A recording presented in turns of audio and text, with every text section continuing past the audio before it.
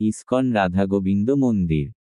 আন্তর্জাতিক কৃষ্ণ চৈতন্য সংঘ, ইসকন প্রতিষ্ঠাতা শ্রীল ভক্তি বেদান্ত স্বামী প্রভুপাদ 1974 সালে তিরুমলা ভেঙ্কটেশ্বর স্বামীকে দর্শন করেন।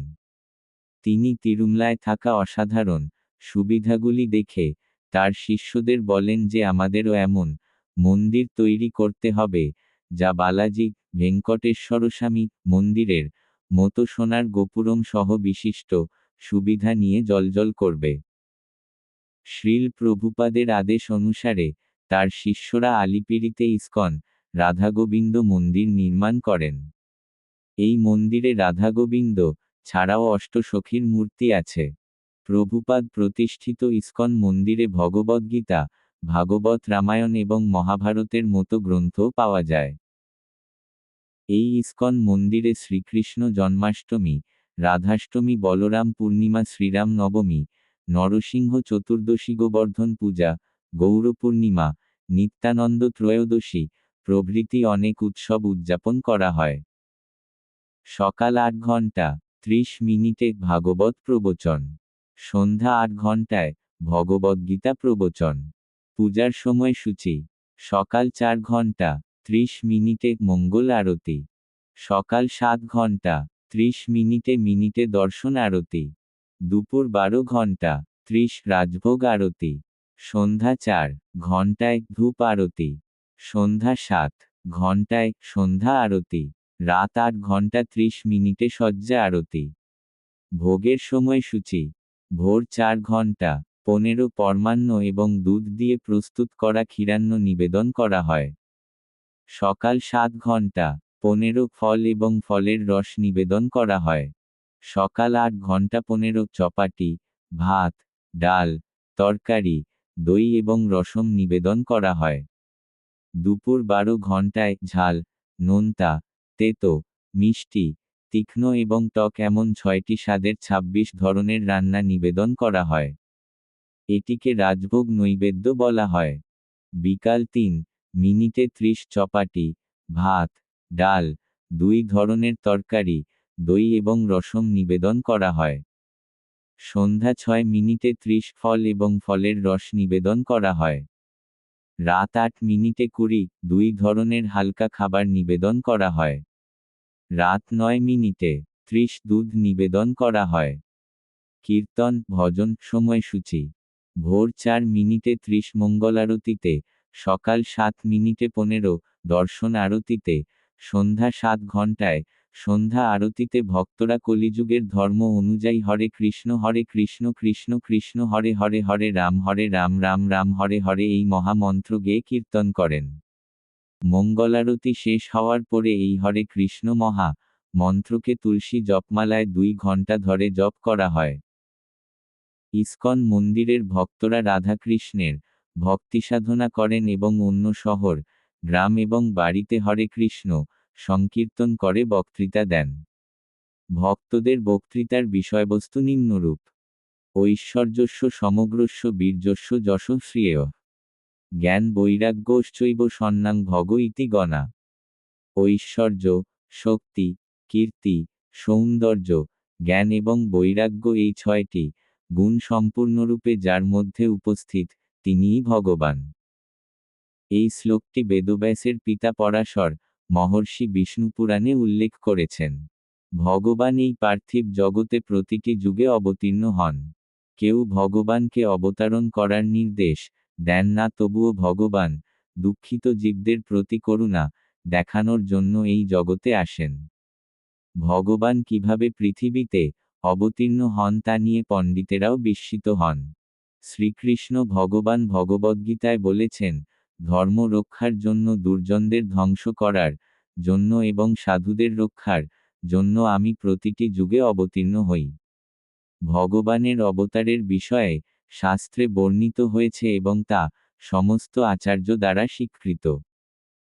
ভগবান যেমন শক্তিশালী, তেমনি ভগবানের নামও সমান শক্তিশালী। তাই শিশুদের অর্থহীন নাম না দিয়ে ভগবানের নাম রাখুন। উদাহরণস্বরূপ শ্রীনিবাস, বেঙ্কট, বালাজি, বেঙ্কটেশ্বর, শ্রীরাম, কৃষ্ণ, লক্ষ্মী, পদ্মাবতী প্রভৃতি। তবে ভগবানের এই শক্তিশালী নামগুলি Lakshmi wines, Venkateswara mutton shop, Balaji chicken shop এর মতো নাম রাখার জন্য ব্যবহার করা ভগবানের প্রতি অপরাধ।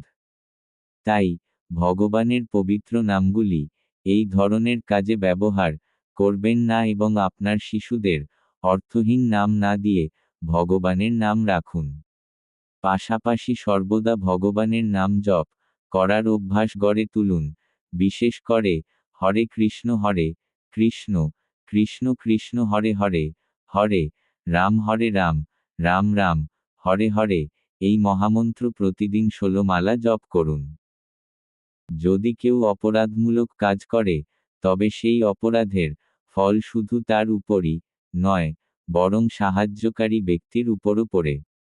উদাহরণস্বরূপ যারা মদ্যপান করে শুধু তারাই নয়, যারা তা তৈরি করে, বিক্রি করে, অনুমতি দেয়, তাদেরও পাপফল ভোগ করতে হয়। যারা সঠিকভাবে সন্তানদের লালন পালন করেন না তারাও সেই পাপের অংশীদার হয়, শাস্ত্র তা বলে। তাই শাস্ত্রে বর্ণিত এই 4টি ধরনের পাপমূলক কাজ এড়িয়ে চলুন এবং যারা পাপমূলক কাজ করে তাদের সাহায্য করবেন না।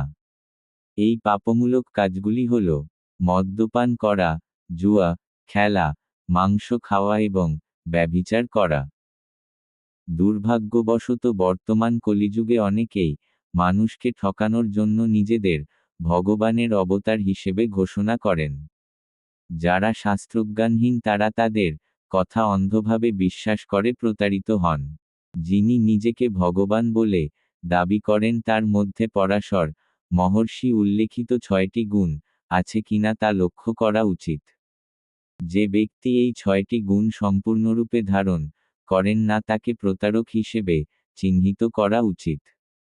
শাস্ত্রের ভিত্তিতে ভগবানের বিষয়ে জানতে ব্যর্থ হলে সেই প্রতারকের সাথে আমাদেরও নরকে যেতে হবে। শাস্ত্রে বিশ্বাস না করে যদি আমরা পাপমূলক কাজ করি তাহলে জীবিত অবস্থায় মানুষ আমাদের নিন্দা করবে। মৃত্যুর পরে নরক ভোগ করে আমাদের একাধিকবার পশু পাখি পোকামাকড় ইত্যাদি রূপে জন্ম নিতে হবে। শ্রীকৃষ্ণ ভগবান ভগবদ্গীতার 16তম অধ্যায়ের 23তম শ্লোক এবং 4র্থ অধ্যায়ের 40তম শ্লোকে উল্লেখ করেছেন যে যারা শাস্ত্রকে অনুসরণ করেন না, যারা অজ্ঞ এবং শাস্ত্রের প্রতি আন্তরিক না, তারা ভগবানের জ্ঞান অর্জন করতে ব্যর্থ হন এবং তাদের পতন ঘটে। তারা এই পৃথিবীতে বা পরলোকে সুখ লাভ করতে পারেন না। তাই জীবিত অবস্থায় শাস্ত্রে নির্দেশিত নিয়ম পালন করে উজ্জ্বল জন্মের জন্য চেষ্টা করা উচিত। ভাগবতে নারদমুনি বেদব্যাসের সাথে বলেছেন, যারা ভগবানের ভক্তি অনুশীলন করেন তারা সময়ের সাথে মোক্ষ অর্জন করতে না পারলেও তাদের কোনো ক্ষতি নেই। কিন্তু যারা পারিবারিক দায়িত্ব সঠিকভাবে পালন করেন তাদের কাজ মৃত্যুর সাথে শেষ হয়ে যায়। ফলে এই ধরনের কাজে কোনো লাভ নেই। এই পৃথিবীতে কেউ স্থায়ীভাবে একসাথে বাস করতে পারেন না। আমরা স্থায়ীভাবে আমাদের শরীরে থাকতে পারি না। আমাদের সকলকেই একদিন মারা যেতে হবে। মৃত্যুর পরে স্ত্রী সন্তান এবং অন্য আত্মীয়দের সাথে আমাদের সম্পর্কও শেষ হয়ে যায়।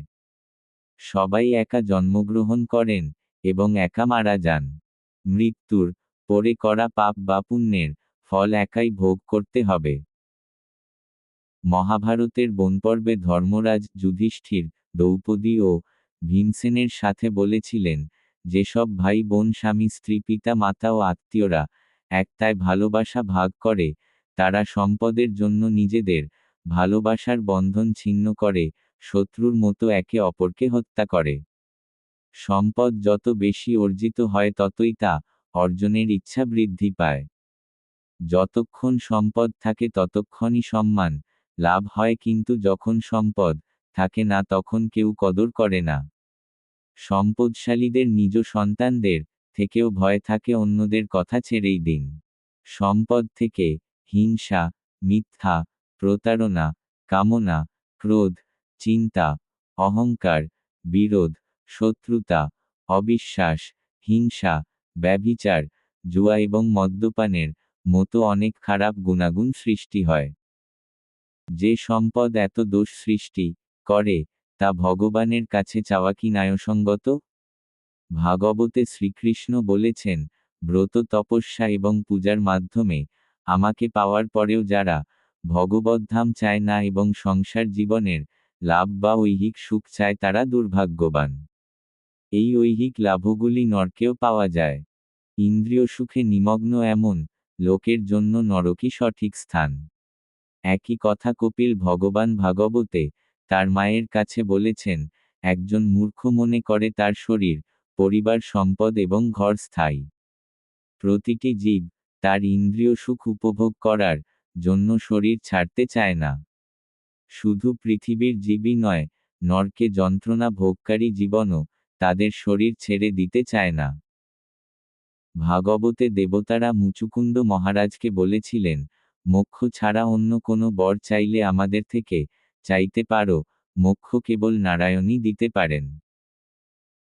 অম্বরীশ মহারাজ, প্রহ্লাদ মহারাজ, ধ্রুব মহারাজ, পৃথু মহারাজ এবং ভরত মহারাজ প্রভৃতি শুদ্ধ ভক্তরা এবং রামানুজাচার্য, মধ্বাচার্য, অনন্তাচার্য, চৈতন্য মহাপ্রভু, নিত্যানন্দ প্রভু এবং মাধবেন্দ্রপুরীর মতো আচার্যরা ভক্তি ও মুক্তি চেয়েছিলেন, কিন্তু কখনো সম্পদ বা ঐহিক বাসনা চাননি। তারা সকলেই আমাদের জন্য আদর্শ, এবং তাদের চাওয়া বড়ই ভগবানের কাছ থেকে আমাদের চাওয়া উচিত। ভগবদ্গীতায় শ্রীকৃষ্ণ অর্জুনকে বলেছিলেন, হে কুন্তিপুত্র, বিষ্ণুর জন্য কর্ম করো, এভাবে তুমি কর্মের বন্ধন থেকে মুক্ত হতে পারবে। এই শ্লোকে শ্রীকৃষ্ণ তার জন্য কর্ম করার কথা বলেছেন। শ্রীকৃষ্ণের পূজা করা কেবল ভক্তি নয়, শ্রীকৃষ্ণের আনন্দের জন্য যে কোনো কাজ করা হলেও তা ভক্তি হয়ে ওঠে। তাহলে যদি আমরা স্নান করে শ্রীকৃষ্ণকে প্রণাম করি এবং ধূপ, প্রদীপ, ফুল ও তুলসী পাতা নিবেদন করি, তবে স্নানের সময়টিও ভক্তির অন্তর্ভুক্ত হয়। একইভাবে স্নান করে পরিষ্কারভাবে রান্না করে তা ভগবানের উদ্দেশ্যে নিবেদন করলে রান্নার সময়, বাসন মাজার সময়, বাজার থেকে রান্নার সামগ্রী আনার সময়, শ্রীকৃষ্ণকে নিবেদন করা আহারকে প্রসাদ রূপে গ্রহণ করার সময়, উপকরণ সংগ্রহের জন্য বাজারে যাওয়া ও উপার্জনের জন্য কঠোর পরিশ্রম করার সময়, এই সবই ভক্তিসেবার অংশ হয়ে ওঠে। গৃহস্থদের উচিত তাদের উপার্জিত অর্থ প্রথমে পরিবারের প্রয়োজনীয়তায় ব্যয় করা এবং বাকিটা শ্রীকৃষ্ণের সেবায় ব্যয় করা।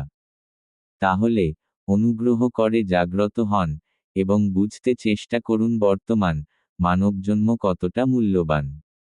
সমস্ত জীবের মধ্যে মানবজন্মই শ্রেষ্ঠ। আরও জানা যায় অনেক কোটি জন্মের পুণ্যের ফলেই ভারতভূমিতে জন্ম লাভ করা যায়, যেমনটি বিষ্ণুপুরাণে দ্বিতীয় অংশ 3য় অধ্যায় 23তম শ্লোক বলা হয়েছে। মানবজন্ম অন্যান্য প্রাণীর মতো ক্ষণস্থায়ী হলেও মোক্ষ লাভের সুযোগ রয়েছে। তাই কৃষ্ণভক্তি অনুশীলন করে মৃত্যুর আগে সেই মুক্তি অর্জন করুন যা অন্য কোনো জীব করতে পারে না। যদি এই জন্মে কৃষ্ণভক্তি অর্জন করতে ব্যর্থ হন, তবে পরবর্তী জন্মে ভক্তদের পরিবারে জন্ম নিয়ে পুনরায় কৃষ্ণভক্তি করার সুযোগ পাবেন। তাই এই ক্ষণস্থায়ী মানবজন্মকে শ্রীকৃষ্ণের ভক্তির জন্য ব্যবহার করুন। সত্যযুগে বিষ্ণুর ধ্যান করা, ত্রেতাযুগে যজ্ঞ করা এবং দ্বাপরযুগে ভগবানের পাদপদ্মের সেবা করার মাধ্যমে যে ফল পাওয়া যায়, কলিযুগে শুধুমাত্র হরে কৃষ্ণ মহামন্ত্র জপ করেই সেই ফল অর্জন সম্ভব। হরে কৃষ্ণ, কৃষ্ণ কৃষ্ণ হরে হরে, হরে রাম, রাম রাম হরে হরে। 16টি নাম বিশিষ্ট এই হরে কৃষ্ণ মহামন্ত্র কলিযুগের সমস্ত দোষ দূর করে। 4টি বেদ যতই অনুসন্ধান করা হোক, এর চেয়ে সহজ পন্থা আর কিছু নেই। এইভাবেই ভগবদ্গীতা এবং ভাগবত সম্পর্কে শিক্ষা দেওয়া হয়। ভক্তরা এই ধরনের শিক্ষা দিয়ে বহু পরিবারকে মদ্যপান, মাংস ভক্ষণ, ব্যভিচার এবং জুয়ার মতো পাপমূলক কাজ ত্যাগ করতে অনুপ্রাণিত করেছেন। তারা মন্দিরে থাকা ভক্তদের মতো রাধাকৃষ্ণের ভক্তি অনুশীলন করেছেন। ইসকন রাধাগোবিন্দ মন্দিরের মতো ইসকনের বিশ্বে 1000-এরও বেশি মন্দির রয়েছে এবং হাজার হাজার প্রচার কেন্দ্র রয়েছে। তাই আপনাকে অনুপ্রাণিত করছি যে আপনার কাছে থাকা ইসকন মন্দিরে গিয়ে ভক্তদের সঙ্গ লাভ করে ভক্তি অনুশীলন করবেন। ইসকন রাধাগোবিন্দ মন্দিরটি রেলওয়ে স্টেশন থেকে 4 কিলোমিটার এবং কাপিল তীর্থ থেকে 1 কিলোমিটার দূরে অবস্থিত।